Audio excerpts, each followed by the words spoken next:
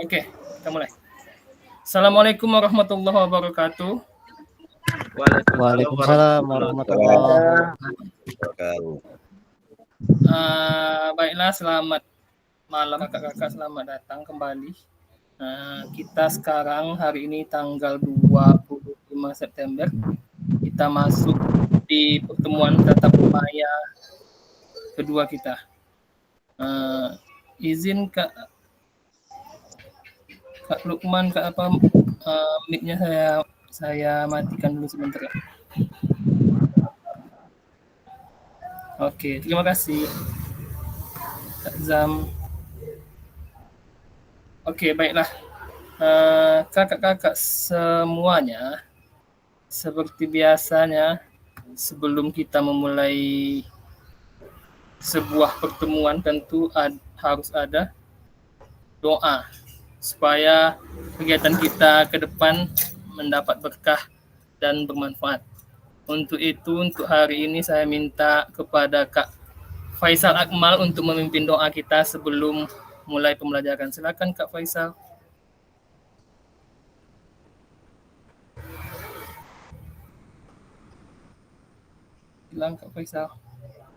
Silakan Kak Faisal.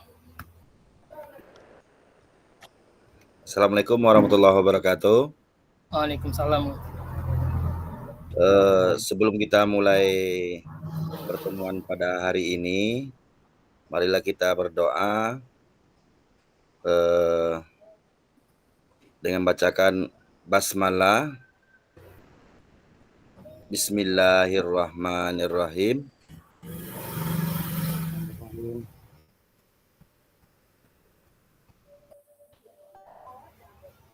Udah, Kak? Oke, terima kasih kepada Kak Faisal yang telah memimpin doa kita. Semoga doa kita bersama dijabah oleh Allah Subhanahu wa taala. Amin ya rabbal alamin.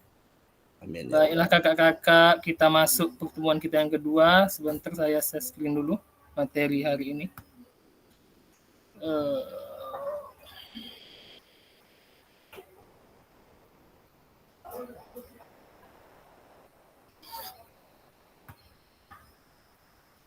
Ini dia.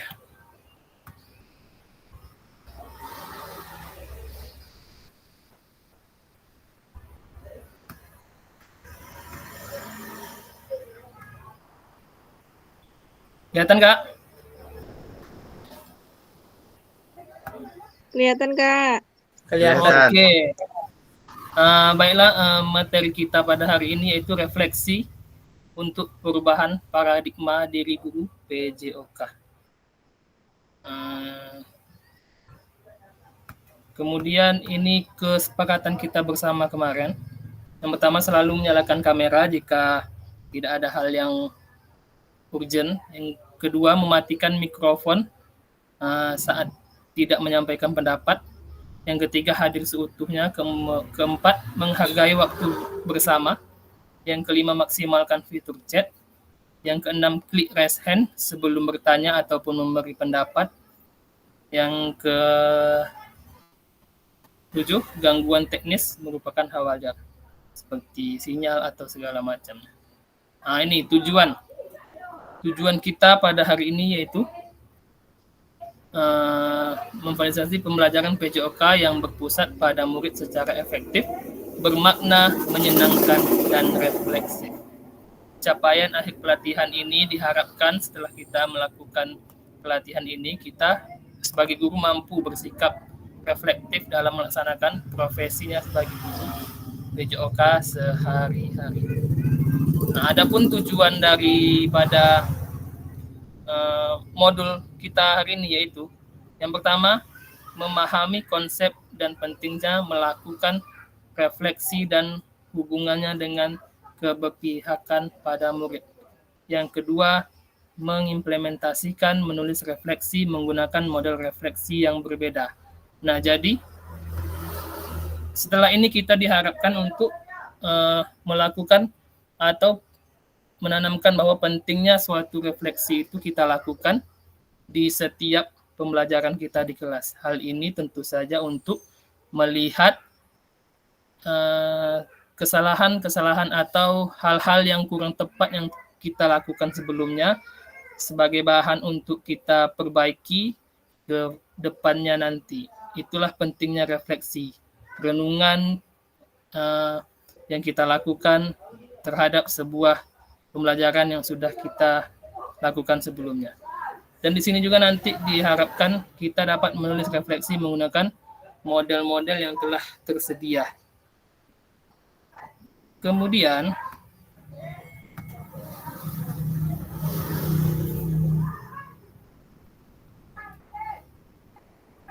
ini agenda kita hari ini ada 2.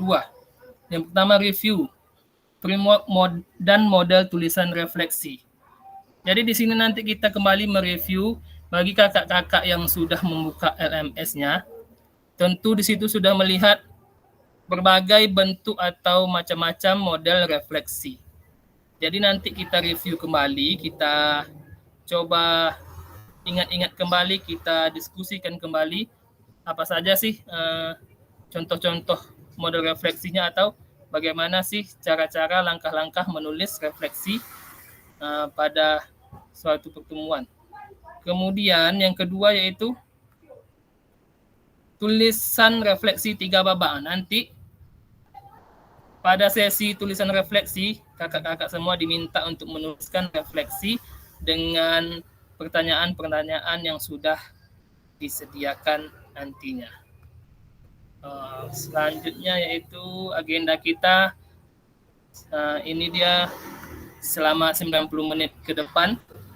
Yang pertama pembukaan, kemudian review model tulisan refleksi dari Bortom, kemudian juga refleksi dari Gibbs, dan tulisan refleksi 3 babak. Babak pertama yaitu tulisan yang ada terkait kecenderungan nilai orientasi kita sebagai guru PJOK. Babak kedua yaitu tulisan refleksi kita pada tahapan perasaan, evaluasi, analisis dari framework Gibbs menggunakan roda emosi yang menggambarkan perasaan. Kemudian babak ketiga kesimpulan dan rencana tindak lanjut. Oke, baiklah. Sekarang kita masuk review framework dan model tulisan refleksi. Sebelumnya saya ingin bertanya, apakah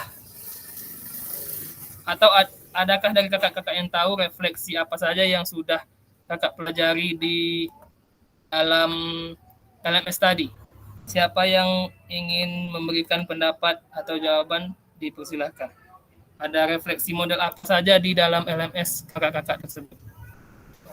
Silahkan yang mau memberi jawaban boleh angkat tangannya langsung atau boleh tulis di kolom chat.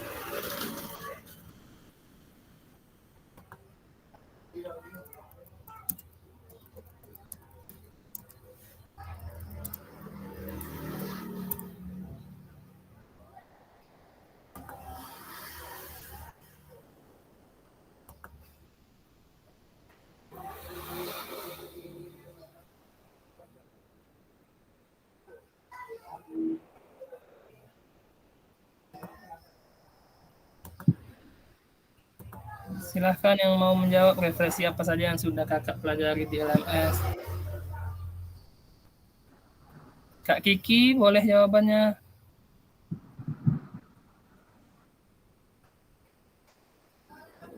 Kak Eka belum masuk ya?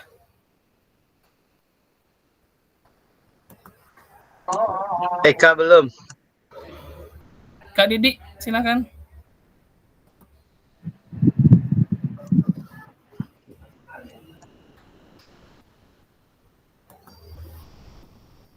Oke, baiklah kalau tidak ada kita sama-sama. Oh, silakan. Pak Fasilitator. Ya. Kalau pendapat Zamzalis begini, Ya. Setiap kita melakukan pembelajaran PJOK itu baik di dalam dan di lapangan, kita itu. Jadi refleksi ini selalu sebenarnya kita bermain dengannya walaupun di lapangan dan di dalam kelas. Jadi itu yang saya rasa Pak Fasilitator. Oke, terima kasih kepada Kak Zalisman. Sebuah jawaban dari pengalamannya tentu saja. Sebuah jawaban yang sangat luar biasa tentang refleksi. Betul sekali, refleksi itu sering kita lakukan di pembelajaran, baik secara sadar maupun tidak sadar. Nah, makanya di sini kita mempelajari pentingnya itu refleksi. Nah, dari LMS atau yang tersedia di sini banyak sekali model refleksi yang ada, tapi kita fokus sebentar, ada yang mau masuk. Tapi kita selamat datang ke Eka. Tapi sekarang kita fokus di dua model refleksi yang ada di LMS, yaitu yang pertama refleksi dari Borton. Kemudian yang kedua dari Gibbs. Nah, mari kita lihat yang pertama dari Borton. Kakak-kakak semuanya, siapa yang tahu maksud W, tanda tanya, SW, tanda tanya, NW, ini tanda tanya. Ayo, siapa yang mau menjawabnya dipersilahkan. Ini model refleksi dari Borton. Ada 3 tahap, W, SW, dan NW.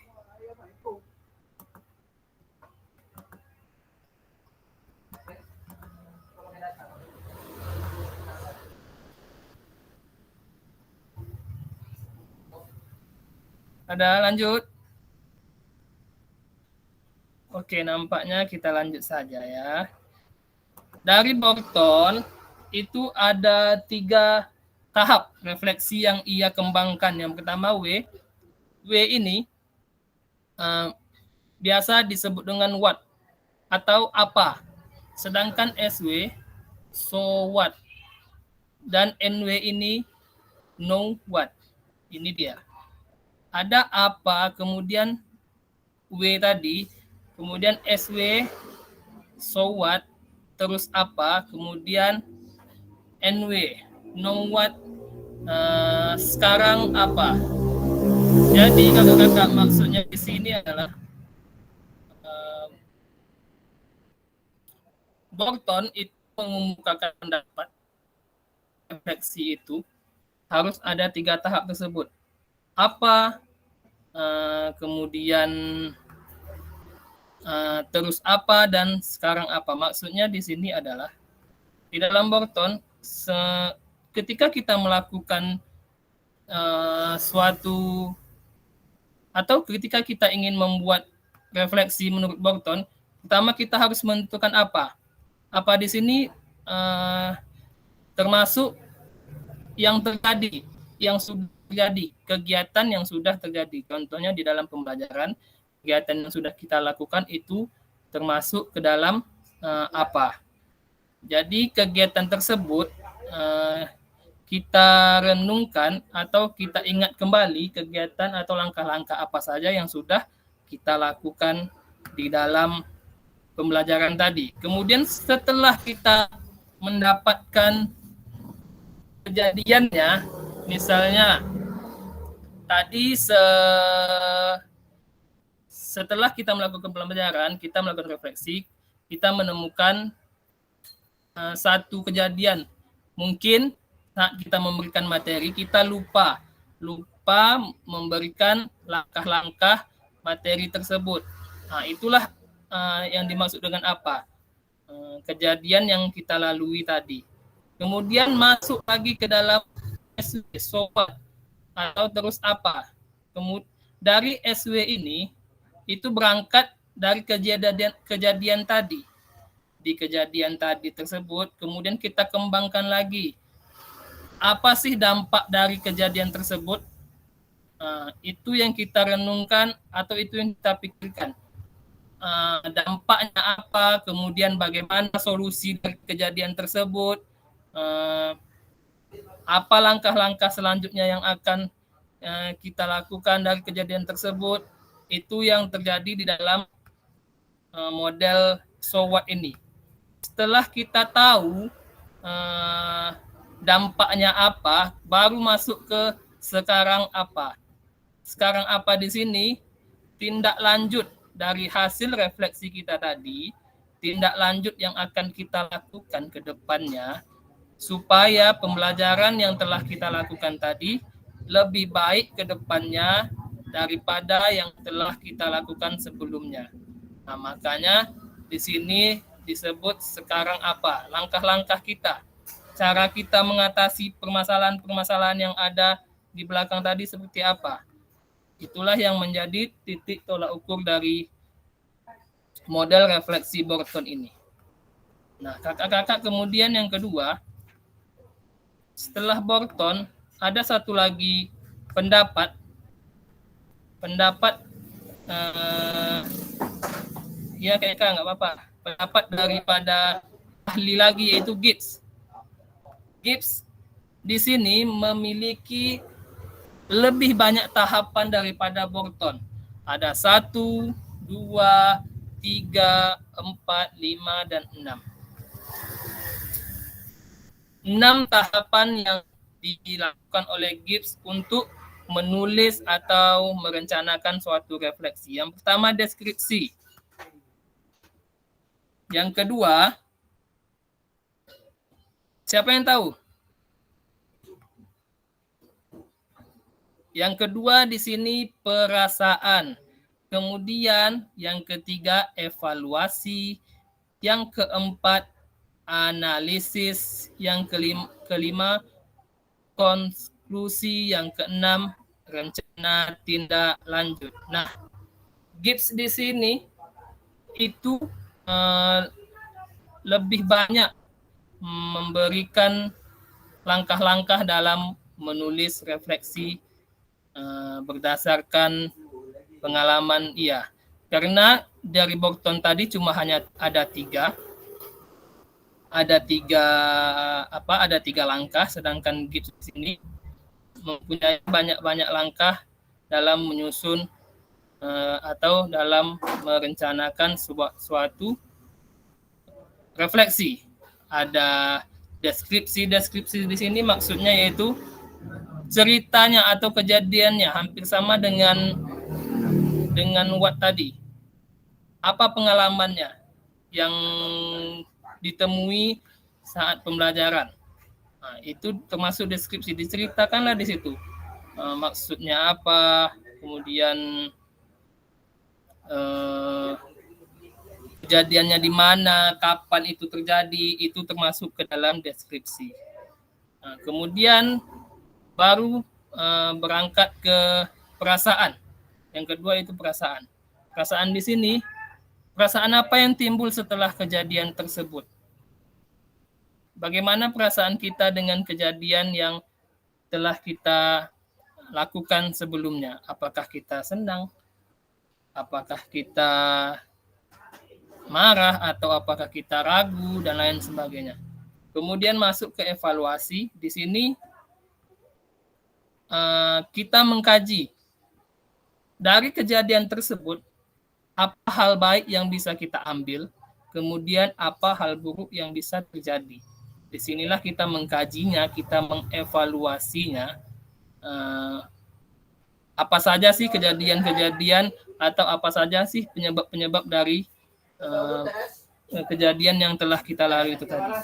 Kemudian analisis, kita analisa dari kejadian-kejadian tadi yang baik tadi, dampak keberlanjutannya apa, kemudian bagaimana hasilnya nanti. Di sini kita analisa sesuatu yang telah kita lakukan tadi. Kemudian masuk konklusi atau apa sih yang bisa kita lakukan. Konklusi ini apa yang bisa kita lakukan dari kejadian tadi. Setelah kita mengevaluasi, kita analisis, tentunya kita sudah dapat ini loh yang akan terjadi. Kalau saya bikin A, ini akan terjadi. Kalau saya bikin D, ini akan terjadi. Disitulah di tahap konklusi ini kita pikirkan itu. Kemudian yang terakhir baru rencana tindak lanjut. Nah, dari yang dampak yang kita lakukan tadi, di sini kita lakukan rencana tindak lanjut untuk mengubah perasaan atau pengalaman buruk kita tadi, pengalaman pembelajaran yang tidak kita inginkan tadi, di RTL inilah kita merubahnya supaya pengalaman di sini menjadi lebih baik daripada yang telah kita lakukan. Kemudian tuliskan refleksi. Nah, ini refleksi 3 babak. Mari kita membaca kembali tulisan kakak pada LMS terkait kecenderungan nilai orientasi. Nah, nilai orientasi ini kakak-kakak, nilai orientasi itu adalah sebuah gambaran atau arah kita atau fokus kita menjadi seorang guru dalam melaksanakan tugasnya, itu nilai orientasi kita. Jadi dalam PJOK tentu saja kita mempunyai nilai orientasi sendiri. Atau tujuan kita menjadi seorang guru PJOK itu pasti berbeda-beda. Nilai orientasi kita itu pasti mungkin ada yang sama, mungkin ada yang berbeda dari tiap individu. Nah, disinilah nilai orientasi seorang guru PJOK itu harus berpusat kepada peserta didik masing-masing. Sebelumnya, saya ingin mengetahui apa sih nilai orientasi kakak-kakak sekalian, atau apa sih tujuan kakak-kakak menjadi seorang guru, khususnya guru PJOK. Tentu saja kakak-kakak sekalian punya tujuan masing-masing. Siapa yang ingin berbagi pengalaman atau berbagi ceritanya, tujuannya menjadi seorang guru olahraga, atau nilai orientasinya yang diharapkan dari guru olahraga. Silakan. Angkat tangan boleh, di kolom chat juga boleh. Kak Didi, silakan.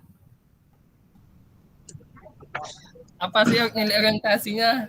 Silakan nanti. Oke. Yang lain nyusul. Ini sebetulnya kalau secara pribadi saya sebetulnya di pertama kuliah bukan ke jurusan olahraga. Lebih ke jurusan biologi. Ya. Pas waktu tes jurusan biologi tidak lulus, dan yang selanjutnya diajak kawan, yuk kita kuliah di kuliah PJOK atau kuliah olahraga katanya. Oke, daripada nganggur ikut kuliah. Setelah di dalam perkuliahan ini barulah terasa enaknya kuliah di olahraga. Cerita makin cerita, jadi tanya, ada kawan juga pertanyaan seperti ini, tujuan kamu kuliah olahraga ini apa? Kalau dari prinsip saya, kalau udah masuk sini, tujuan saya yang pertama menjadi guru. Tujuan menjadi guru yang pertama ini membahagiakan atau menyenangkan orang tua. Yang kedua, bisa mencerdaskan anak bangsa. Yang ketiga, bisa menyalurkan hobi ini baik diri sendiri dan masyarakat luasnya, itu terutama kepada peserta didik. Segitu aja Kak. Terima kasih. Oke, jawaban yang sangat luar biasa dari Kak Didi, dan pengalamannya bahwa sebelumnya belum silakan Kak Gian Sastra. Assalamualaikum warahmatullahi wabarakatuh. Waalaikumsalam. Baiklah Kak, ini tujuan pribadi saya ya dalam guru PJOK ini. Dulu saya ini termasuk anak kampung nih sebenarnya ini. Dulu saya tinggal sama mendiang datuk saya. Jadi dari kecil itu memang beliau berpesan bahwa saya ini untuk jadi guru, dan ternyata memang ya seiring berjalan saya ini memang memiliki hobi ya, memang di beberapa olahraga. Akhirnya setelah tamat SMA saya memutuskan untuk olahraga melanjutkan sekolah di jurusan olahraga di Pekanbaru ya. Seiring berjalannya waktu di dalam masa kuliah, sebelum masa kuliah. Jadi selama di SMA itu ada beberapa guru olahraga yang saat saya belajar itu memang menjadi motivasi bagi saya. Saya sangat termotivasi dengan cara beliau mengajar dan segala macamnya. Maka timbullah motivasi untuk saya bahwa saya juga harus menjadi seorang guru olahraga. Kenapa? Karena dari beberapa guru tadi saya melihat beberapa metode-metodenya yang memang dia mampu mengembangkan anak-anak dari kampung, anak-anak yang tidak tersentuh, eh, yang tidak memiliki apa namanya ya, eh, memiliki potensi tapi mereka tidak memiliki wadah, dan akhirnya Bapak ini memiliki menunjang itu untuk wadah itu. Nah, itulah menjadi motivasi saya akhirnya olahraga, dan akhirnya motivasi saya juga seperti itu karena olahraga ini dalam pikiran saya dulu bahwa olahraga adalah ada sesuatu hal yang bisa menaikkan derajat seseorang di sana, baik itu dia secara eh, praktek dia atau keahlian dia. Maka di sekolah itu selain belajar teori dan segala macamnya, ada mereka yang memiliki potensi-potensi untuk mengangkat dirinya suatu saat. Ya, dalam masa belajar, tentu teori-teori inilah yang kita kembangkan kepada mereka. Begitu, Kak. Semoga dimengerti. Iya, bagus sekali pengalamannya. Apakah ada yang lain ingin menyampaikan pengalaman atau cerita yang memberikan kita sama-sama wawasan? Silakan. Kak Zalisman, silakan berbagi kepada kami. Tujuannya apa sih menjadi guru olahraga tersebut? Atau yang lainnya boleh. Kak Fikri Hidayat boleh, Kak Faisal. Di sini kita sama-sama sharing, sama-sama belajar, sama-sama memberikan informasi. Mana tahu dengan pengalaman kita tersebut, kita bisa memotivasi seseorang untuk lebih giat lagi dalam menjadi atau menjalankan profesinya sebagai seorang guru. Silakan kakak-kakak, Kak Kiki, silakan. Ini perempuan, kenapa mau jadi guru olahraga? Biasa kan identiknya guru olahraga itu kan banyak yang laki-laki. Silakan Kak Kiki. Oh, kalau saya gini dulu Pak, saya sama seperti Pak Didi. Awalnya untuk orang tua lah gitu. Bahkan dulu kuliah aja itu, udah jalani aja dulu untuk orang tua gitu kan. Belum terfikir eh, eh, saya tuh akan jadi guru nanti. Kalau saya awalnya gitu. Cuman karena saya udah pilihan saya di situ, wah saya harus tanggung jawab nih kan dengan pilihan saya. Jadi orang tua minta, ya udah kamu jalani dulu, kamu jadi guru katanya. Awalnya saya tuh berat Pak, jadi guru tuh kan, apalagi guru SD ya, harus memahami betul kan karakter anak-anak itu sulit, tidak mudah. Cuman semakin hari banyak pengalaman, ngajar sama anak-anak itu mulai nyaman lah gitu Pak. Nah dari situ saya berpikir dulu kan saya sekarang ngajar di tempat dulu saya sekolah di situ juga. Jadi saya kembali lagi ke sekolah. Saya pengen tuh di sekolah itu pelajaran penjesnya itu beda sama cara saya dulu yang saya dapatkan dulu. Jadi saya ingin selama pendidikan selama saya kuliah saya bawa di sini supaya ada perkembangan gitu, nggak seperti yang dulu kan masih kalau menurut saya masih begitu-begitu aja lah, yang kadang-kadang kan cuman dikasih bola gitu kan. Saya pingin beda gitu. Dan akhirnya ya udah sekarang saya pengen belajar lagi, pengen jadi guru yang ada kualitasnya supaya nanti anak-anak pun pembelajarannya pun berkualitas. Kalau saya segitu, Pak. Oke, gitu aja. Memang bagus. Ya terkadang memang seperti itu pun tidak bisa kita hindari bahwasanya kita inilah sebagai perubah mindset guru-guru PJOK kita yang lalu. Disinilah kita akan merubah, di titik inilah kita akan merubah bagaimana cara kita memberikan pelajaran kepada anak-anak didik kita ke depannya. Sehingga apa yang kita rasakan atau apa yang tidak enak yang kita rasakan dulu jangan sampai terjadi kepada peserta didik kita ke depannya. Itulah pentingnya menjadi seorang guru olahraga. Apakah Iya, masih ada yang lain? Kak Rivaldi boleh berbagi kepada kami? Atau yang senior-senior silakan. Kak Lukman, Kak Zam, Kak Nazar boleh berbagi kepada kami yang junior-junior di sini. Karena di sini tidak ada guru, tidak ada murid, kita sama-sama belajar saja di sini.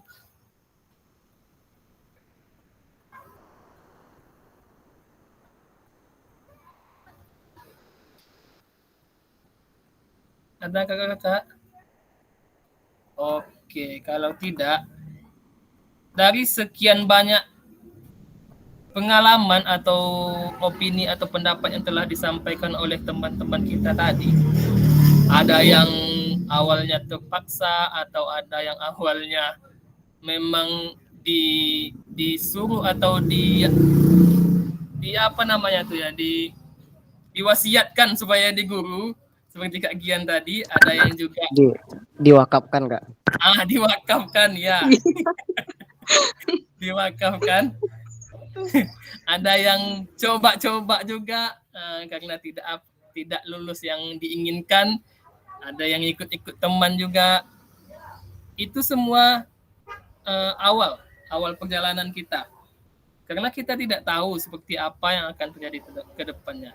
Tapi setelah berjalannya waktu, tentu saja saat kita sudah masuk ke dalam lingkaran ini atau kita sudah masuk ke dalam profesi kita ini sebagai seorang guru, apalagi guru PJOK, kita harus memberikan 100% yang kita miliki supaya pendidikan PJOK ini atau pendidikan olahraga ini bisa lebih berkembang, lebih baik daripada yang kita dapatkan sebelumnya. Makanya di sini kita memerlukan sebuah nilai orientasi yang baik juga. Di mana salah satunya yaitu harus disiplin ilmu. Disiplin ilmu di sini tentu saja ilmu-ilmu yang kita dapatkan di perkuliahan atau materi-materi pembelajaran yang kita dapatkan saat kita kuliah itu kita terapkan kepada anak didik kita. Mungkin waktu kita dulu sekolah tidak kita dapatkan, jangan sampai anak didik kita juga tidak merasakan, atau jangan sampai anak didik kita merasakan apa yang kita tidak dapatkan di sekolah tersebut. Inilah disiplin ilmu yang harus kita terapkan, disiplin ilmu yang harus kita bagi pada anak-anak didik kita ke depannya. Kemudian juga tentu saja di dalam proses pembelajarannya. Nilai orientasi di dalam proses pembelajarannya di sini, itu kita harus mengatur langkah-langkah yang baik, yang sesuai dengan lingkungan kita belajar.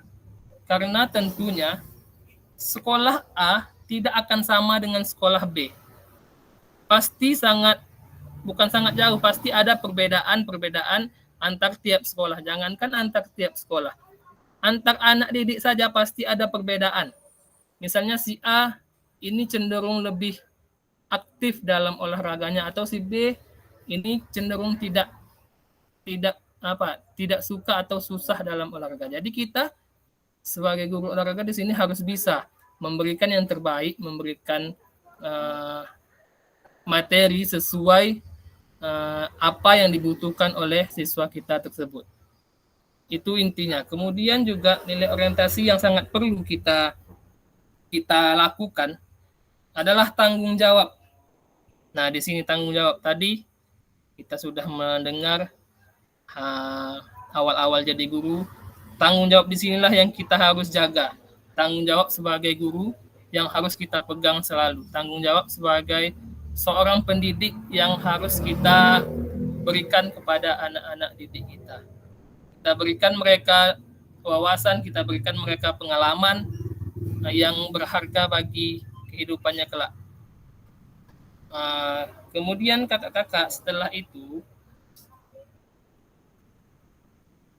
mari kita masuk ke dalam refleksi 3 babak.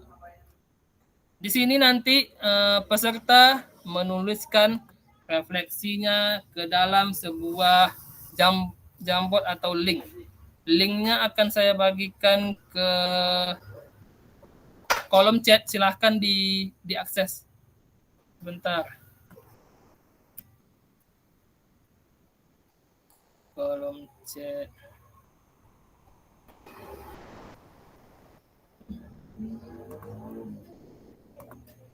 Silakan coba diakses kakak-kakak. Itu linknya, silakan coba diakses.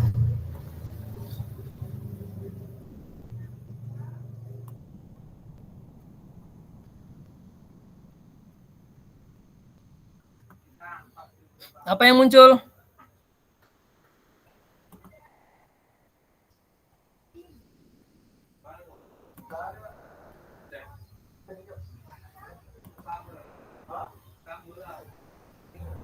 Kak Didi, muncul sesuatu di situ?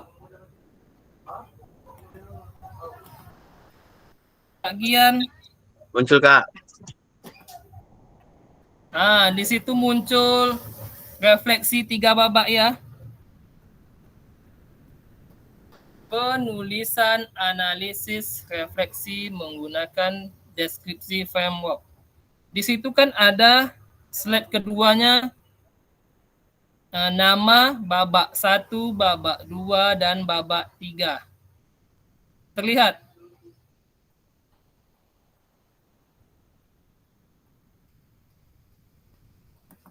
Coba buka slide keduanya. Atau di bawahnya tuh.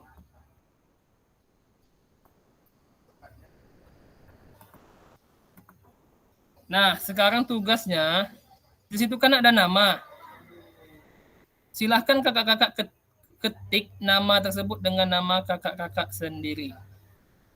Misalnya slide 2 punya Kak Kiki, slide 3 punya Kak Gian, 4 Kak Didik, 5 Kak Zam, 6 Kak Rifaldi, 7 Kak Faisal, 8 tidak bisa akses.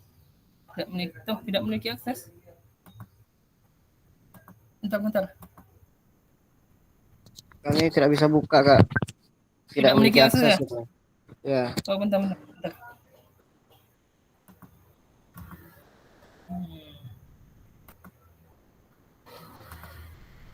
Tidak memiliki akses. Oh, dikunci ya.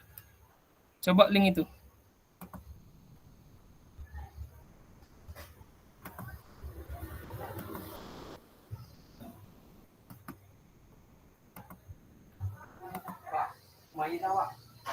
Saya masih download aplikasinya, Kak. Belum bisa buka. Yang lain. Apakah yang kedua bisa dibuka? Sudah bisa dibuka. Oke, sebentar saya share screen yang kedua ya. Sebentar.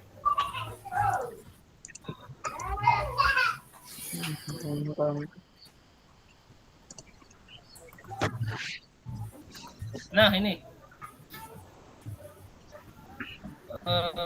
Tampilannya seperti ini. Yang sudah bisa buka? Iya Kak. Oh, oke.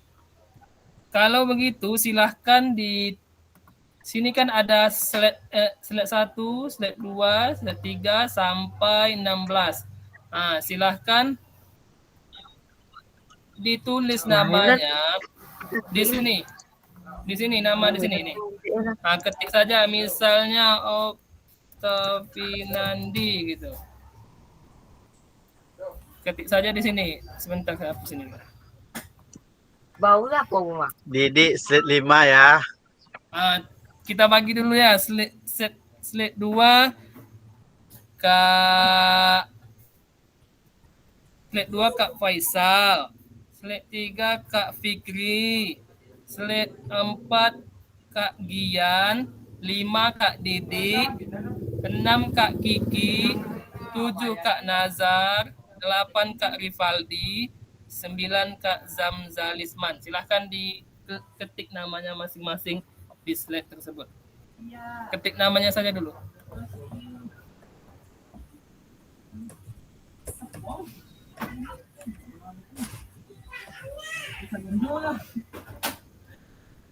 Tidak apa-apa kalau tidak sesuai dengan apa yang nanti bisa diatur.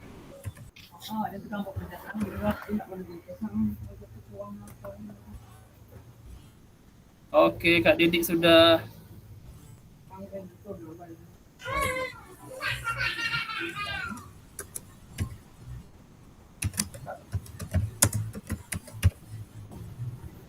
Oke, Kak Faisal sudah.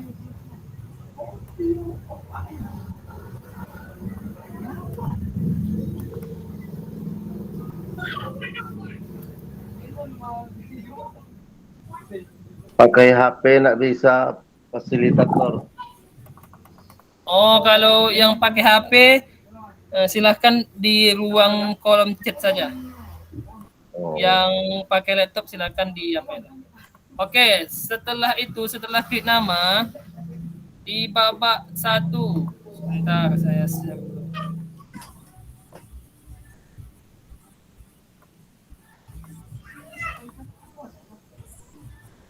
Ini sebentar. Ini di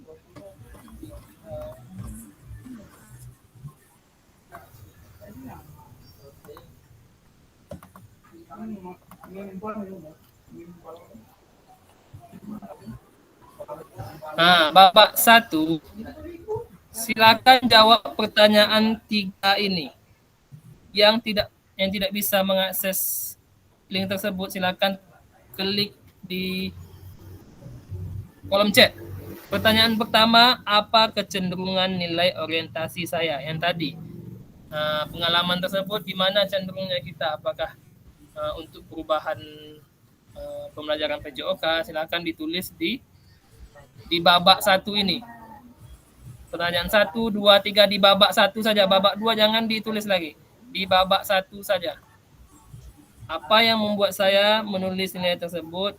Apa bukti atau pengalaman saya terkait nilai orientasi tersebut? Silakan ditulis di babak 1. Pertanyaannya ada 3. Dituliskan saja di Kak Faisal sudah menulis, bagus. Yang lain yang tidak bisa atau yang menggunakan HP yang tidak bisa mengklik link tersebut, boleh tulis di kolom chat. Misalnya 1 gitu. Nilai orientasi saya tanggung jawab yang penuh terhadap pekerjaan ini gitu. 2, apa yang membuat saya menilaikan nilai tersebut? Misalnya karena saya ingin bersungguh-sungguh merubah atau menjadi guru yang lebih baik. 3, apa buktinya atau pengalamannya? Misalnya saya sudah melakukan perubahan pembelajaran di sekolah. Silakan ditulis. Babak 1 saja ya, babak 2 jangan.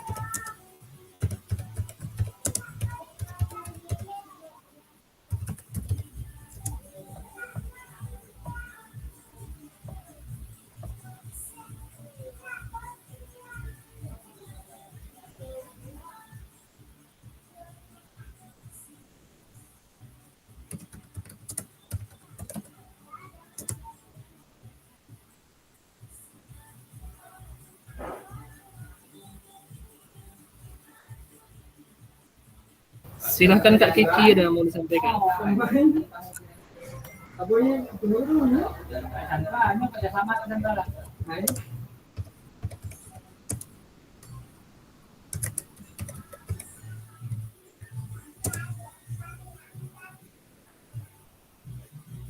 Tidak ada suaranya, Kak.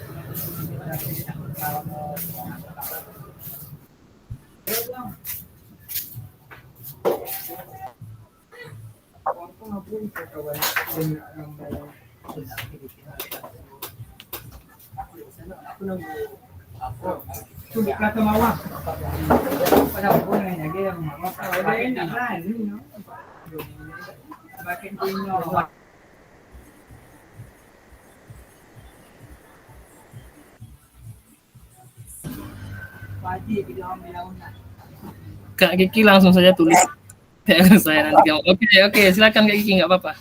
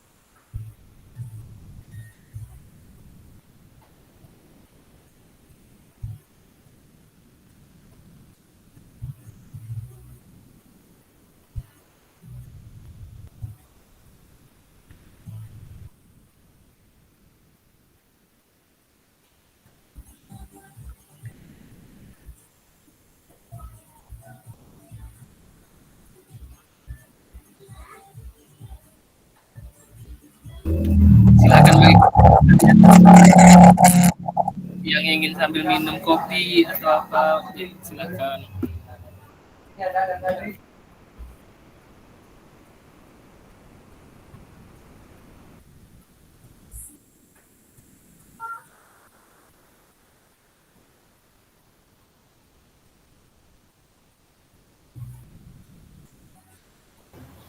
Bagi yang tidak bisa mengklik link tadi, silakan dijawab di room chat, kolom chat saja.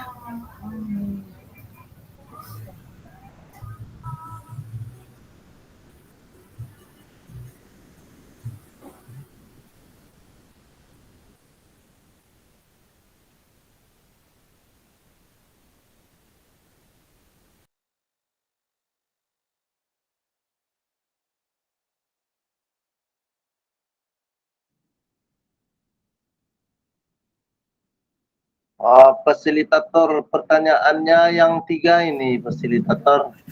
Iya Kak, yang 3 ini, 1, 2, 3. Oh, sebenarnya begini fasilitator. Ya. Kita terjemahkan sebenarnya ada teman yang kadang termasuklah saya tentang apa definisi orientasi itu sebenarnya. Kalau menurut saya orientasi itu adalah tumpuan atau arah, kan? Definisinya dulu fasilitator supaya kawan-kawan bisa menjawabnya, kan? Oh, oke, baik.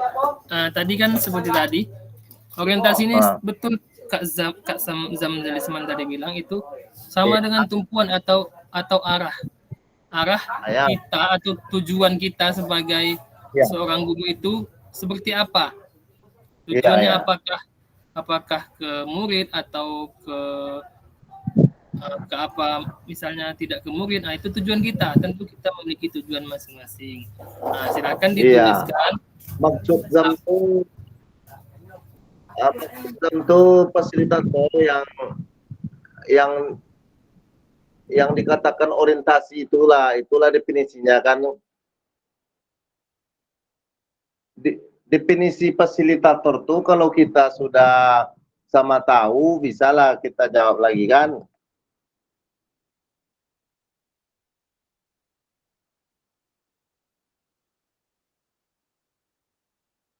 Ya Kak Zam, orientasi itu kan itulah definisinya sama dengan tujuan tadi atau arah tadi.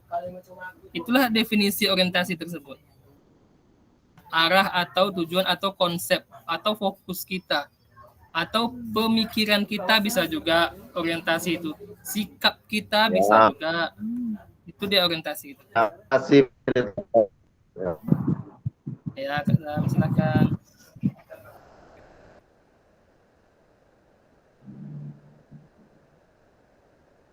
Oh, ini Kak Fikri bagus. Pas kebugaran.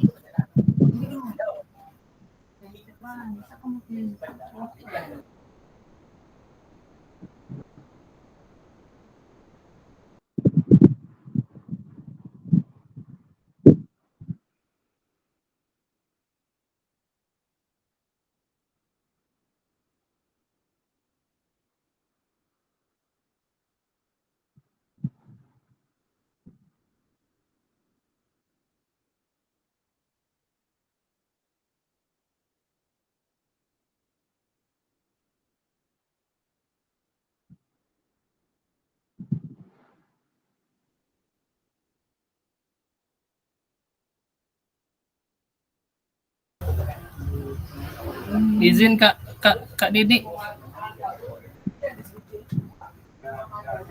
Oke, sudah dipindahkan. Terima kasih Kak Didi.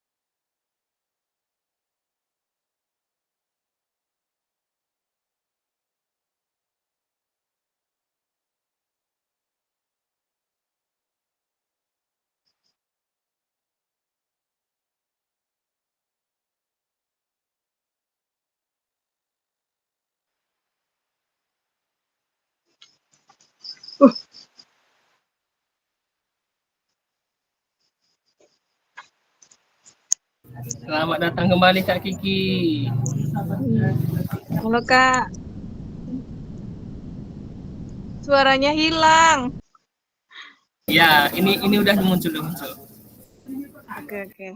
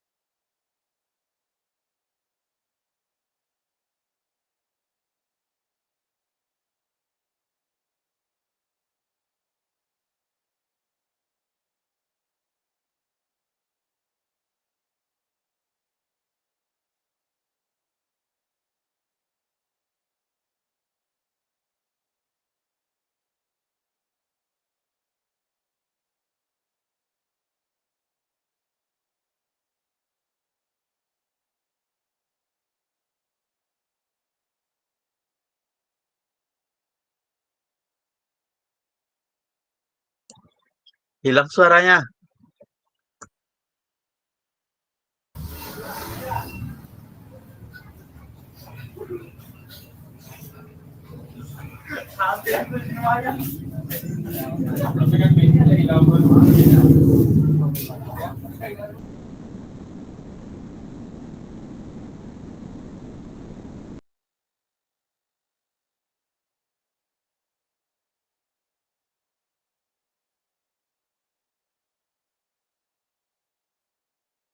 Tanya nomor 2 dan nomor 3 boleh juga dijawab.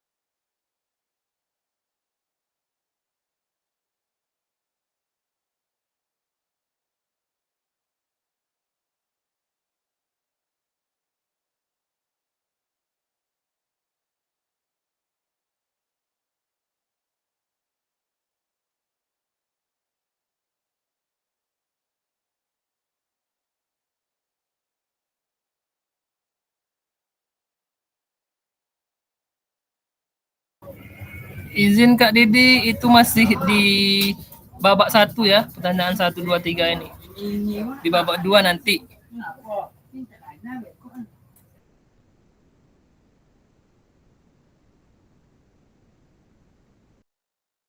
Jadi diisi di satu kolom aja semua nih Kak, yang pertanyaan nomor 1 nih. Ya, betul sekali. Kecil pun tulisannya tidak masalah, dikecilkan aja tulisannya. Kan ada di situ Ada. Oke.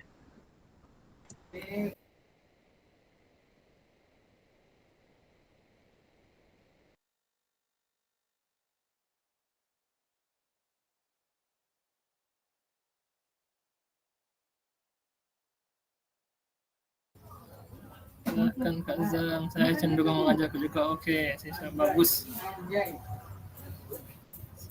Oke.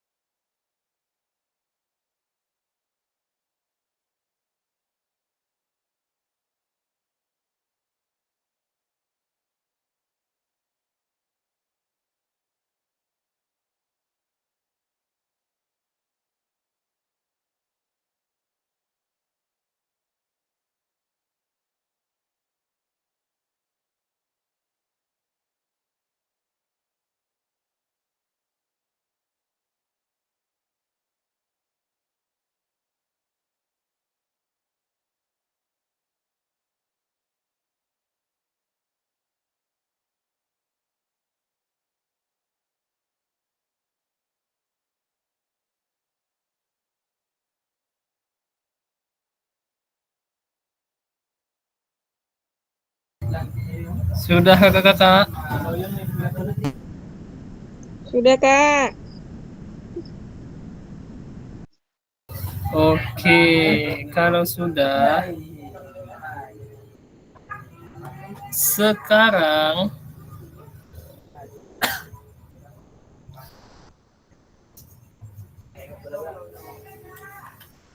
tugas kakak-kakak, silahkan lihat dan kakak refleksikan jawaban tersebut apakah jawaban tersebut sesuai dengan yang kakak harapkan atau seperti apa. Silahkan lihat punya temannya. Nanti silahkan kasih pendapat tentang tugas temannya tersebut. Silahkan kakak-kakak diberi waktu untuk melihat-lihat punya temannya masing-masing. Bebas mau punya siapapun terserah.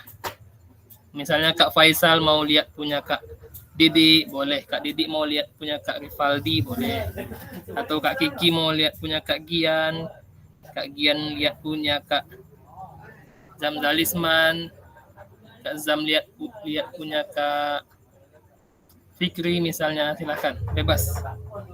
Nanti kasihkan pendapat menurut kakak masing-masing dari hasil tulisan teman-temannya.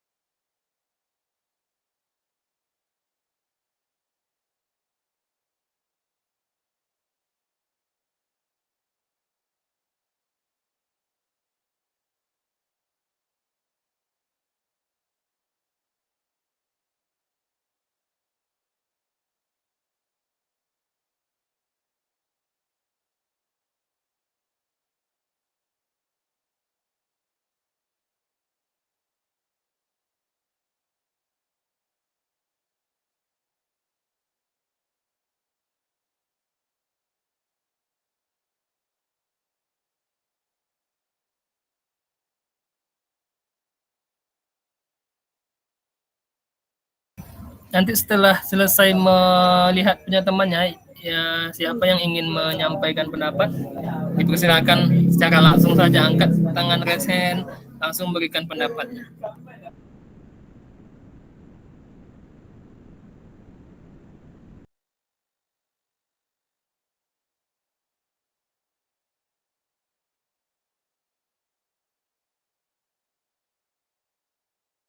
Oh, Kak Kiki sudah ternyata di kolom chat. Silakan Kak Kiki kalau mau menyampaikan secara lisan langsung, dipersilakan. Segitu aja dulu, Kak. Jawabannya sesuai dan sepemikiran dengan Pak Nazar. Yang disiplin sportivitas biasanya tinggi dalam setiap pembelajaran dia. Bagus, jawaban yang sudah luar biasa. Bagi kakak-kakak yang ingin menyampaikan pendapat dari hasil pantauannya, dipersilahkan juga. Boleh juga di kolom chat ataupun langsung dengan raise hand.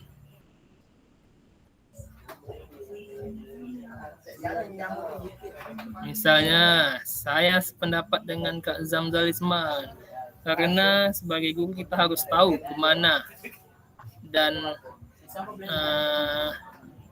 kemana akan kita bawa arah pembelajaran kita. Misalnya seperti itu. Ataupun yang kurang sependapat boleh juga. Karena menurut saya misalnya saya kurang sependapat dengan Kak Rian misalnya. Karena menurut saya menumbuhkan kecintaan terhadap olahraga itu susah. Misalnya seperti itu. Boleh saja, kan namanya pendapat, tidak ada yang disalahkan.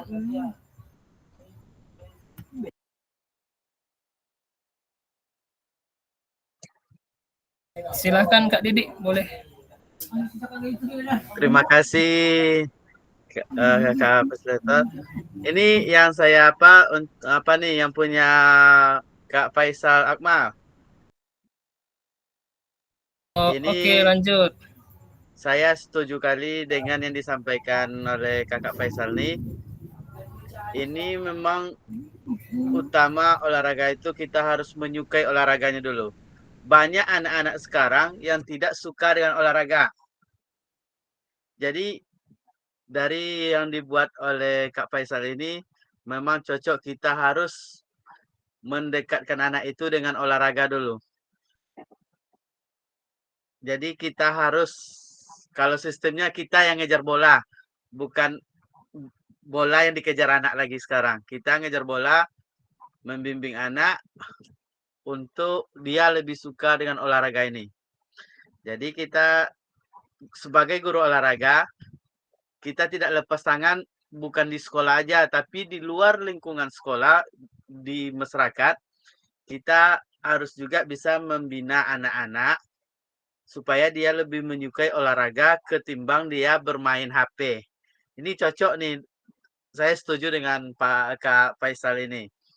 Satu lagi yang punya Pak Nazar yang saya komen, yang saya apa kan, yang membuat saya harus menulis ini ya cenderung ke arah disiplin. Kalau anak ini disiplin, sama dengan punya Kak Kiki, kalau anak ini disiplin dan sportivitasnya tinggi, tapi kalau dia tidak menyukai olahraga, percuma. Anak ini dia disiplinnya tinggi, tapi pas kegiatan olahraga, dia banyak gini, saya nggak suka olahraga. Kita suruh dia main apapun, dia nggak suka. Jadi dia hanya duduk. Dia disiplin karena dia tahu, oh kalau saya nggak ikut kegiatan olahraga, nilai saya rendah. Jadi ada sistemnya kalau disiplin ini keterpaksaan. Jadi kita yang utama tadi memang betul kata Kak Faisal tadi, kita harus anak-anak ini menyukai olahraga dulu. Kita harus tahu, oh anak ini dia menyukai olahraga ini. Anak ini dia menyukai kegiatan ini. Jadi kita tahu bukan intinya disiplin, enggak. Kalau anak ini sudah menyukai olahraga, otomatis anak ini disiplin. Karena kita di sekolah bukan membina atau mencari bakat anak untuk kita jadikan dia sebagai seorang atlet untuk profesional. Kita di sini menumbuh bakat anak ini, atau kita yang mencari bakat anak ini, kita sampaikan sama dia, oh kamu bisa nih bola voli, coba ikuti sekolah atau apa itu ekstra bola voli di luar sekolah, atau ada klubnya. Tapi kalau anak ini disiplin, sepandai-pandai apapun anak ini, dia disiplin, dia akan maju. Tapi kalau anak ini disiplin, tapi dia nggak mau dengan kegiatan olahraga, dia cenderung lagi saya suka nanti pelajaran ini, saya tidak suka olahraga, karena saya telah menjumpai anak seperti itu. Seperti apapun kita bujuk, dia nggak akan mau. Tapi anak ini setiap jam olahraga dia pasti nomor 1. Dia nggak akan, oh saya lari sana, saya nggak. Kalau kita dia suruh baris-baris, tapi pas kita nyuruh dia ada nanti kita praktek pembelajaran, nanti dia nih, saya nggak mau, saya nggak bisa, seperti apapun bujukannya. Kadang anak ini entah dia ada trauma, entah apa, ada juga anak ini yang nggak mau kita bujuk. Sekian kakak, terima kasih.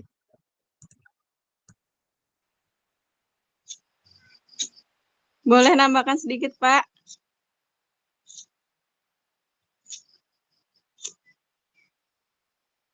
Betul kata Pak Didi, kalau apa tadi ya penjelasannya? Pokoknya intinya kalau anak suka pasti disiplin gitu ya.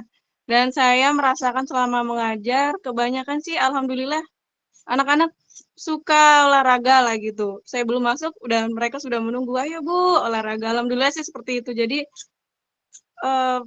itu sih masih itu yang dirasakan, belum ya. Pokoknya kalau suka pasti disiplin. Nambah ya Kak Gigi, karena guru olahraga ini di setiap sekolah menjadi guru paling favorit. Betul kan kakak-kakak? Iya, Sangat betul. iya favorit ya. Betul.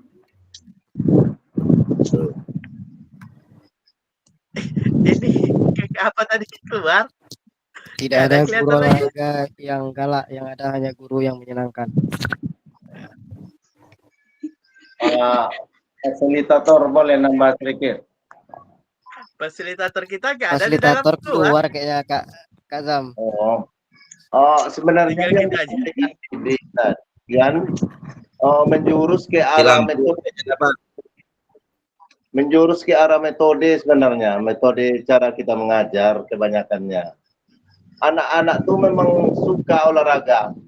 Seperti contohnya tadi, kita sebagai guru olahraga ini, belum kita masuk kelas sudah dijemput tuh oleh anak-anak untuk berolahraga. Ya.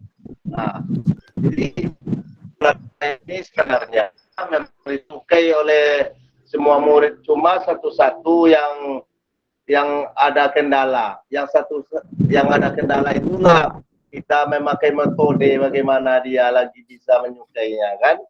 Nah, jadi pembicaraan Pak Didik tadi itu menjurus ke arah metode anak yang kurang berolahraga ya, yang suka berolahraga, yang tidak suka. Hanya itu tambahan sedikit ya.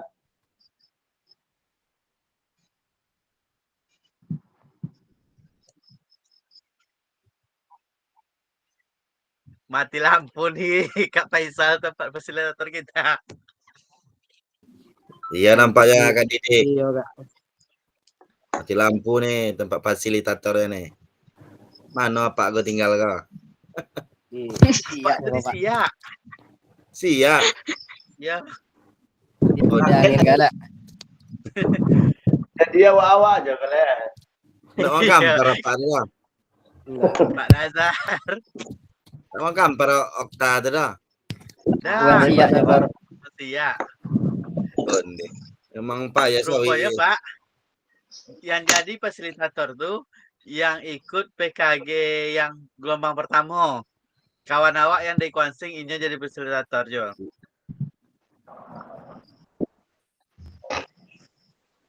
Jadi yang di kamar berapa uang ya Pak? Kalau yang di dalam grup awak kok banyak ya Pak.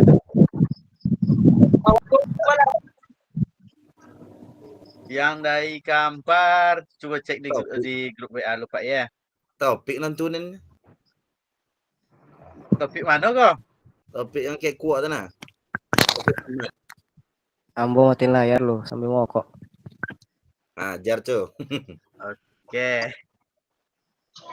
Pak Aprizal nak ikut Pak Didik. Pak Aprizal? Iya, yang di anak kepala sekolahnya Zulfitri. Enggak. Oh. Kak, kau Pak Faisal yang dari Kampar yang tentu doa kan. Awak, Ibu Iros, Kiki, Maizar, Pak Nazar, Fikri, Lukman, Rivaldi, Pak Zam. Nah, itu dulu Pak. Oh. Rivaldi kok Kampar gua. Iya. Kampar. Kak Faisal di mana? Cari bangun Bang. Oh, Dari ada mana oke lu. daerah Kampar. Ambo di Kuadu gua. Kualu mana? Kualu dalam, Kualu bawah apa? Kualu nane? Kuadu dalam. Oh, Kualu dalam. Daerah Nah, Tarai Bangun di rumah ya. Ya. Udah Ibu oke, Bang. fasilitator awak kah?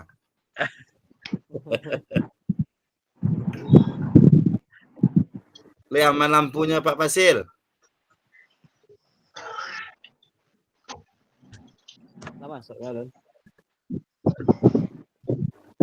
Kalau dia pun nampak uangnya. Kita di mana antum? Oh, siap Pak Wasit. Halo, Wasit halo. bulu tangkis. Iya lah. Assalamualaikum. Waalaikumsalam.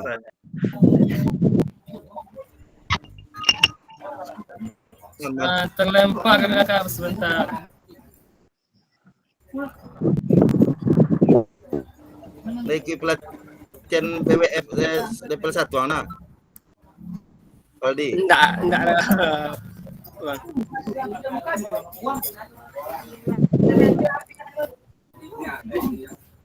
Mana jauh Aldi? Apa Pak? Mana jauh? Di SMP 3 Rumah Jaya. Berbeda ya. tamu tuh Pak Kamil sama Rubijaya kebanyakan. Bijaya. Umbio sampai 2 umbio siapa? Oh, sampai ada. Eh, Sampai dua ada suara. Ada Fikri. tes. Sampai dua. Ih, wah, Oh iyalah pesan suara. iya doang. Sampai satu Meiser nak masuk, nak mau masuk mana?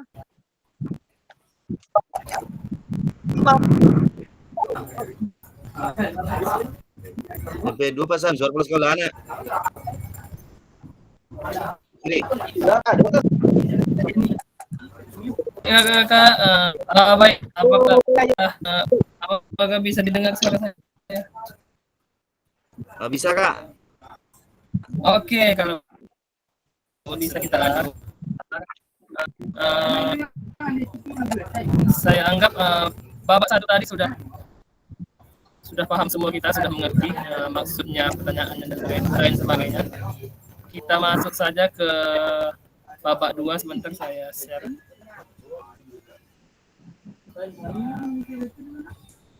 Babak 2.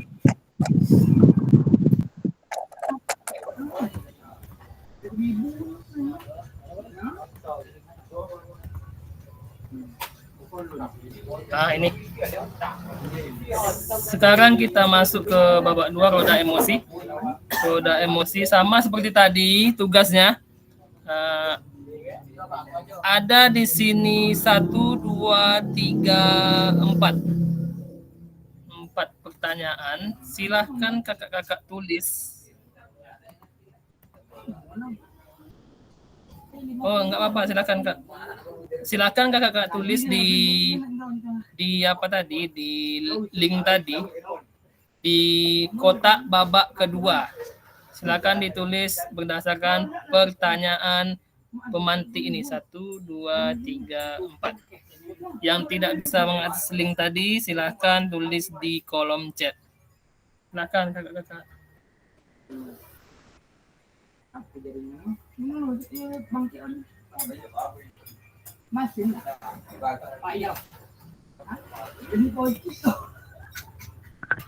Izin kakak, pertanyaannya belum muncul di layar kami. Oh, belum muncul ya? Iya Kak, belum muncul di layar lagi ya. Slide-nya tidak tampil Kak Okta. Oh, sebentar.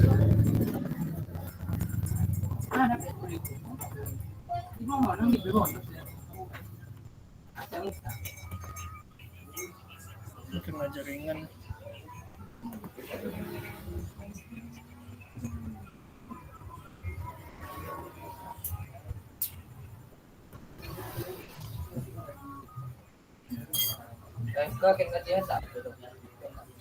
Apakah sudah kelihatan?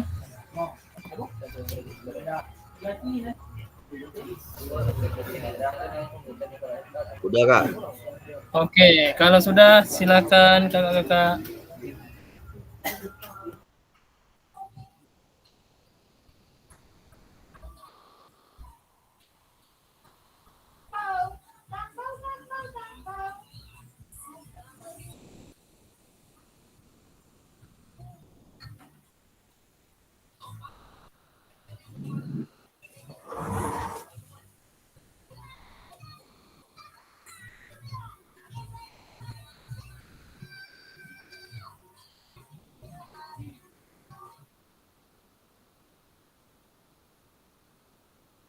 Izin Kak Rivaldi, saya jadikan co-host dan Kak Didik karena jaringan di sini, jaringan saya sangat kacau sekali.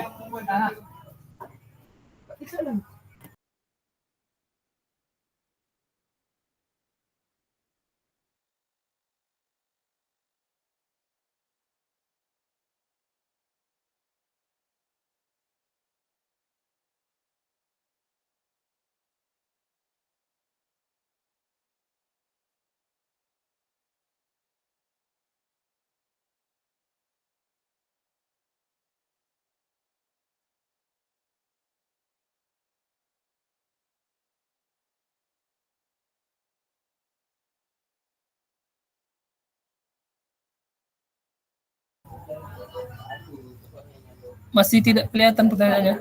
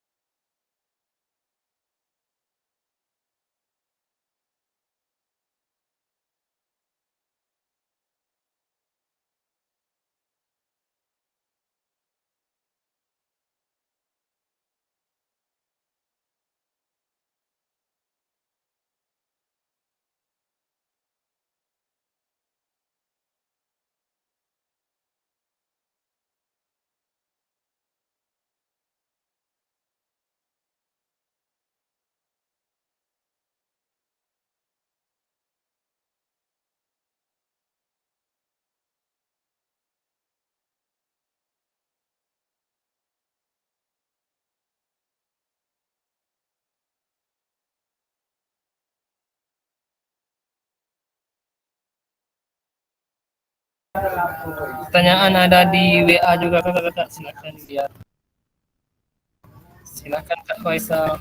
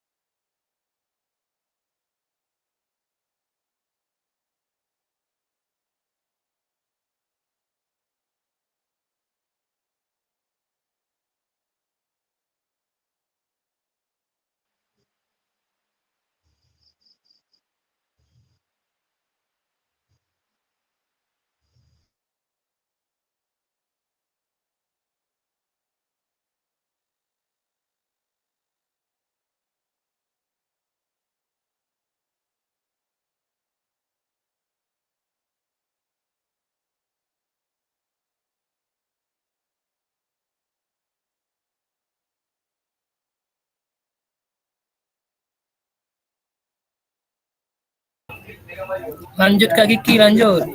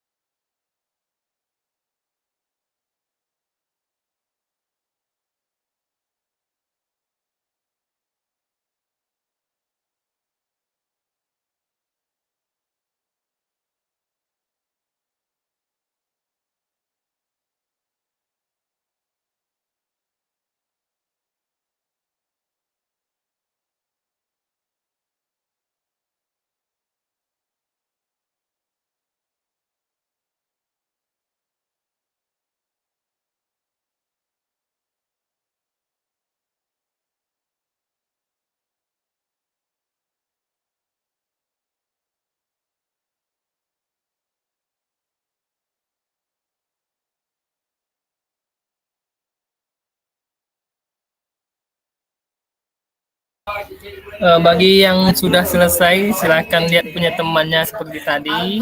Kemudian jika ingin menyampaikan pendapat, boleh raise hand. Silakan langsung mengemukakan pendapatnya.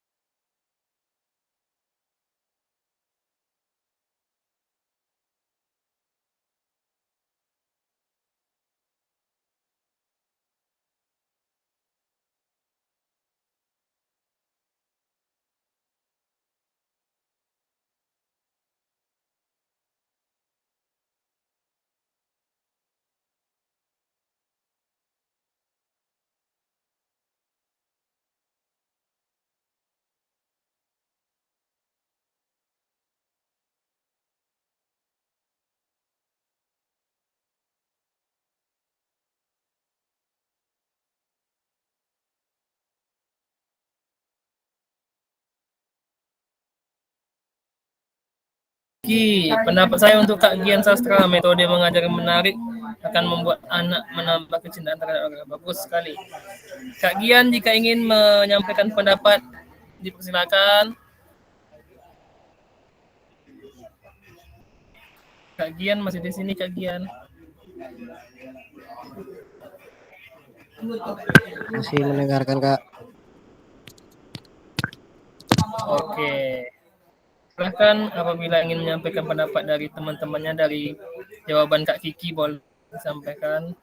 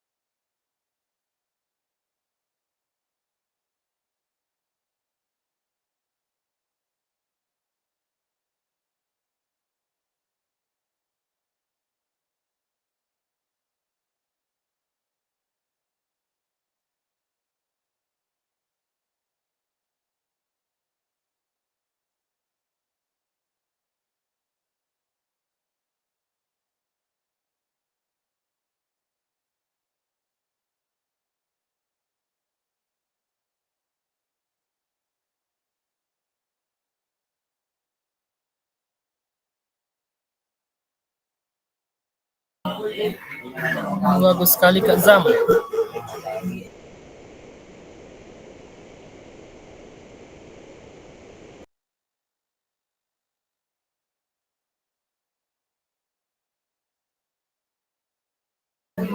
Baik kakak-kakak, saya rasa sudah bagus sekali pendapat-pendapat kakak-kakak tentang babak kedua ini, tentang emosi atau menggunakan roda emosi yang kita tahu tadi. Emosi itu kan merupakan satu perasaan kita terkait bagaimana kita menyikapi sebuah pembelajaran. Seperti di sini bagaimana emosi, keyakinan, dan pikir mempengaruhi terkait kecenderungan nilai arti saya. Sangat beragam sekali jawaban-jawaban kakak. Ada yang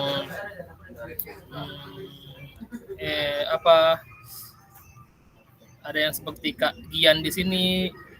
Kak Gian bilang keyakinan tentang semakin cinta dengan olahraga, maka semakin sadar akan pentingnya berolahraga. Berarti di sini perasaan Kak Gian saat melakukan pembelajaran itu semakin kuat karena semakin cintanya terhadap olahraga atau pekerjaan yang Kak Gian miliki. Mungkin seperti itu.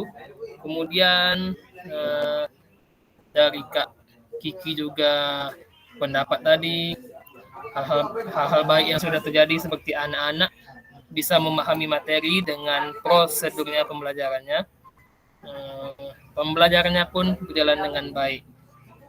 Kak Zamzalisman juga berpendapat tadi, hal-hal baik yang kita temui kebanyakan siswa kita menyukai olahraga dan memahami materi-materi apa yang kita berikan. Hanya ada dampak buruknya sedikit, yaitu di antara banyak siswa kita yang senang, ada beberapa siswa yang kurang menyenangi. Inilah yang perlu kita kerja keras untuk membimbing siswa tersebut. Betul sekali. Jadi kita tidak bisa terlepas kakak-kakak, secintanya siswa kita dengan pelajaran olahraga, pasti ada siswa yang tidak menyukai pelajaran olahraga. Karena itu tadi, semua siswa itu tidak bisa kita pandang sama. Ada yang minatnya mungkin di pelajaran matematik, ada juga yang minat di pembelajaran IPA misalnya, atau bahasa Indonesia, yang tidak menyukai pembelajaran PJOK misalnya.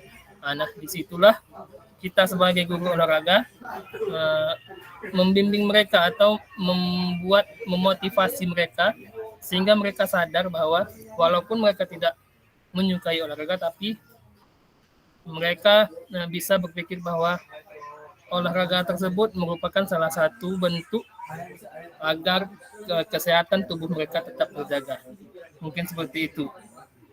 Di sini Kak Fikri juga berpendapat, saya ingin menanamkan kesadaran dini tentang pentingnya olahraga untuk kesehatan dan kebugaran. Hal baik dengan adanya kesadaran berolahraga, semakin banyak orang sehat dan bugar. Ya, itu tadi tujuan kita dalam pembelajaran PJOK. Masih terdapat kekurangan dan masih butuh metode dan inspirasi mengajar lebih bagus. Ya, baik kakak-kakak, kita lanjut saja ke babak selanjutnya, yaitu babak ketiga. Babak ketiga di sini ada 3 pertanyaan juga. Kakak-kakak boleh langsung menjawab di kolom chat, boleh juga langsung memberikan pendapatnya. Yaitu khususnya untuk pertanyaan nomor 3 kakak-kakak. Apa yang akan saya lakukan atau ubah pada diri saya sendiri sebagai guru PJOK selanjutnya? Pertanyaan nomor 1 dan 2 ini saya rasa kita sudah sama-sama mengetahuinya, dan saya di sini ingin mendengar tujuan yang akan kakak-kakak ubah pada diri kakak-kakak sendiri sebagai guru PJOK selanjutnya. Kepada kakak-kakak yang ingin menyampaikan pendapatnya mengenai hal yang akan saya lakukan atau ubah pada diri saya sendiri, saya persilahkan. Mulai dengan raise hand. Silakan memberikan pendapat apa yang ingin kakak-kakak ubah ke depannya untuk menjadi guru PJOK yang lebih baik. Silakan kakak-kakak.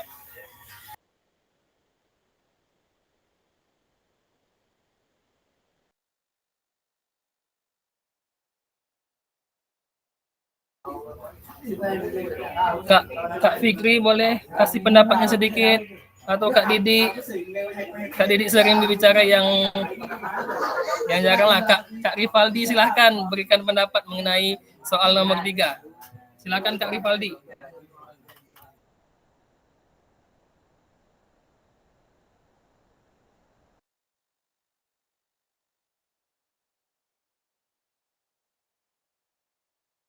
Sepertinya Kak Rivaldi sudah terlempar jauh. Kak Fikri, apakah masih di sana?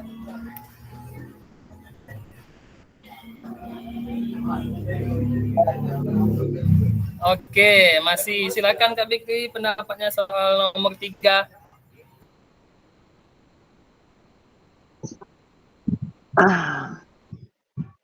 Pak Didik lah dulu. Nanti ganti-gantian. Kalau dilempar tidak.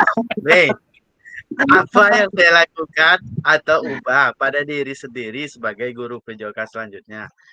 Yang pertama yang kita ubah itu mindset kita. Nah, mindset kita itu yang kita ubah dulu. Mau jadi apa kita, itu yang harus kita ubah.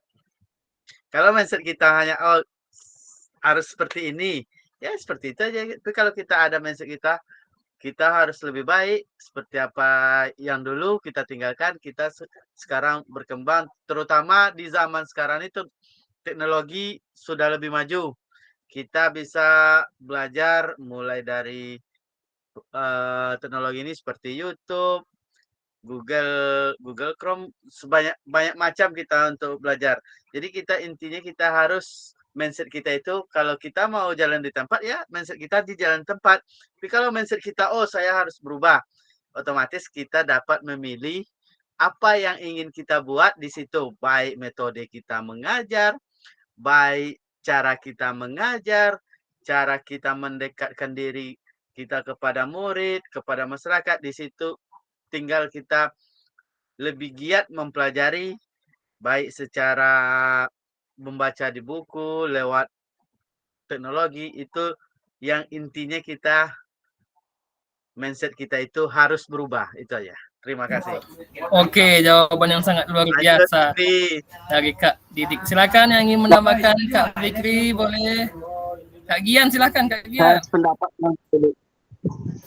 Oke, terima kasih Kak izin, Fikri. Saya sangat setuju tadi dengan pendapatnya Kak Didik ya. Tentu yang saya tekankan tadi, yang pertama untuk menjadi guru ini tentu saya pribadi, metode-metode yang terbaru itulah yang sangat diharapkan, karena menggunakan metode-metode yang lama itu hanya akan membuat para peserta didik bosan. Makanya dengan metode yang baru ini akan lebih menumbuhkan bakat dan minat anak terhadap tentang olahraga ini. Makanya metode-metode pembaruan ini akan sangat menjadi PR bagi terutama saya sendiri, supaya pembelajaran ini ya sesuai yang saya tulis tadi tampak lebih mudah dan menyenangkan tentunya, dan mudah dipahami. Terima kasih. Oke, terima kasih kepada Kak Gian. Sangat luar biasa lagi pendapat Kak Gian tadi. Nah, baiklah kakak-kakak, dari dua pendapat teman-teman kita tadi, di sini kita dapat menyimpulkan bahwa untuk menjadi seorang guru PJOK yang baik ke depannya, itu harus dari diri kita sendiri. Seperti yang disampaikan Kak Didik tadi, mindset kita harus kita ubah. Yang selama ini mungkin mindset kita yang penting kita masuk saja, kasih bola, pelajaran selesai, gaji jalan. Nah, itu yang harus kita ubah ke depannya.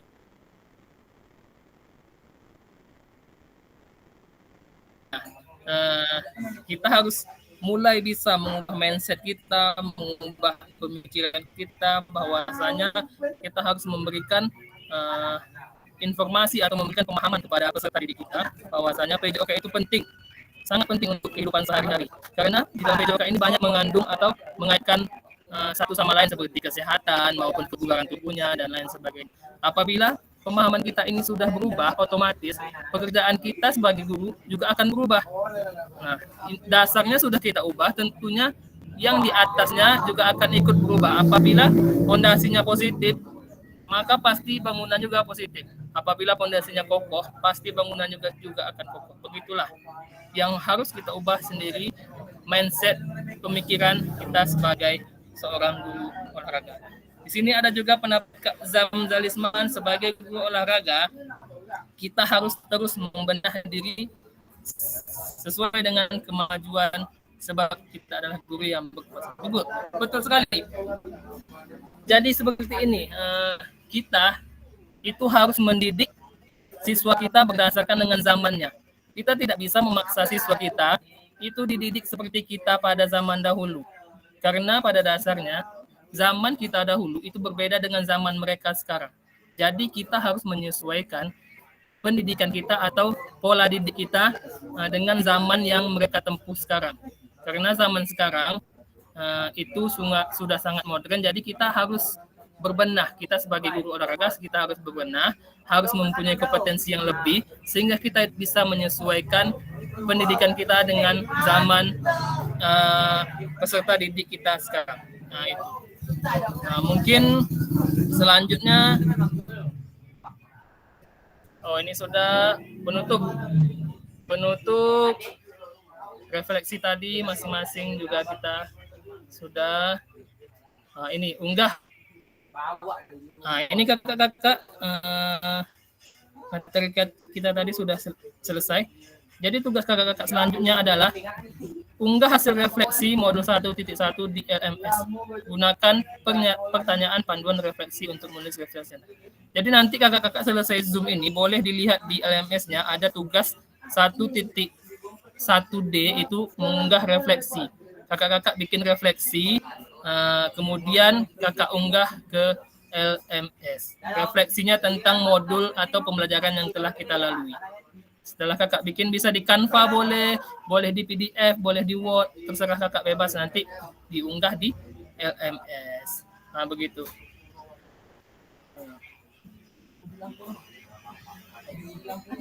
Oke.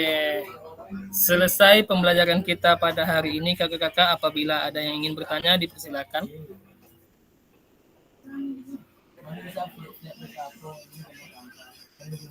Baik, kakak-kakak, jika tidak ada, nah kembali lagi di awal tadi. Refleksi itu merupakan suatu hal yang penting bagi kita sebagai guru untuk mencari atau mengetahui di mana kekurangan kita selama kita melakukan pembelajaran. Jadi langkah baiknya saat kita selesai pembelajaran, kita lakukan refleksi dengan cara-cara yang tadi. Ada cara Gibbs, ada cara Borton, bebas. Kita lakukan refleksi untuk diri kita sendiri sehingga pembelajaran ke depan akan lebih baik daripada pembelajaran yang telah kita lalui. Mungkin itu saja untuk hari ini. Sebelum kita tutup pembelajaran ini, tadi kita mulai jam 7.30 ya Kak? 7.30 berarti sudah lewat 2 JP kita. Kalau lewat karena jaringan tadi kan. Iya. Ada baiklah, untuk tidak memperpanjang lagi ya Mukodimas, ya, saya minta kepada Kak Fikri Hidayat untuk memimpin doa penutup pembelajaran kita pada hari ini. Silakan Kak Fikri Hidayat. Gas Fikri. Bismillahirrahmanirrahim. Sebelum kita tutup acara atau pertemuan kita pada malam hari ini, marilah kita membacakan hamdalah, mana hendaknya nanti apa yang kita pelajari malam ini bermanfaat bagi kita semua. Amin. Di hari mendatang. Alhamdulillahirabbil alamin. Alhamdulillahirabbil alamin. Pak Faisal Ustaznya. Fikri lah yang jolera. Ripaldi itu.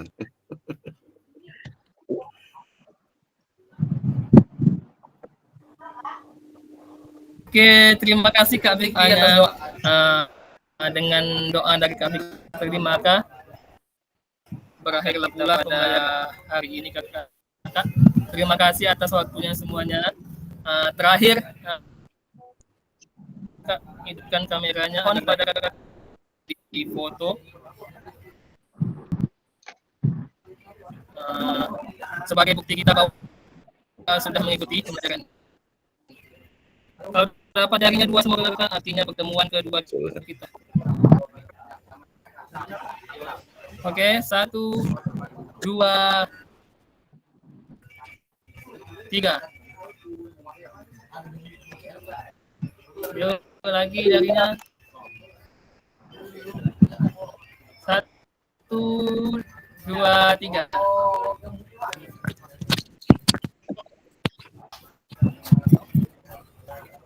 Oke, terima kasih kepada kakak-kakak semuanya. Jadi Kak, Apa Kak? Pertemuan Silakan. pertemuan ke-17 kayaknya pakai ini jari kalau kaki untuk ini. absennya hanya apa itu aja?